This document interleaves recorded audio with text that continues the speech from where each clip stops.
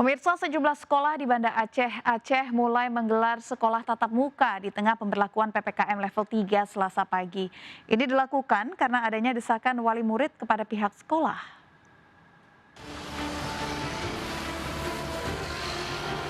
Pasca adanya peraturan baru pemerintah terkait diperbolehkannya pembelajaran tatap muka di sekolah bagi daerah yang memiliki status level 3 PPKM disambut baik pihak sekolah.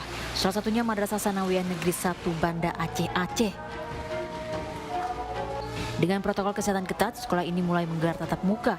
Meski saat ini kota Banda Aceh kini berada di zona kuning penyebaran COVID-19. Guna mencegah kerumunan di sekolah, pembelajaran tatap muka dibagi 4 shift mulai dari pagi hari hingga sore.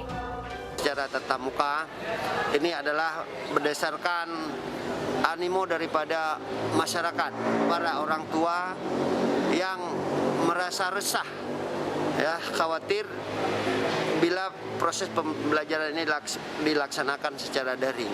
Mereka khawatir mereka tidak bisa mengontrol, belum lagi kondisi ekonomi dan segala macam. Ini membuat mereka kewalahan untuk menyiapkan paket internetnya. Kemudian mereka harus mengontrol penggunaan media. Proses belajar tatap muka dilaksanakan pihak sekolah setelah adanya masukan dari para orang tua dan komite. Selain itu, sekolah tatap muka juga digelar sebagai upaya mempermudah anak didik dalam menyerap pelajaran yang disampaikan para guru. Dari Banda Aceh, Sukri Sarifudin, iNews melaporkan.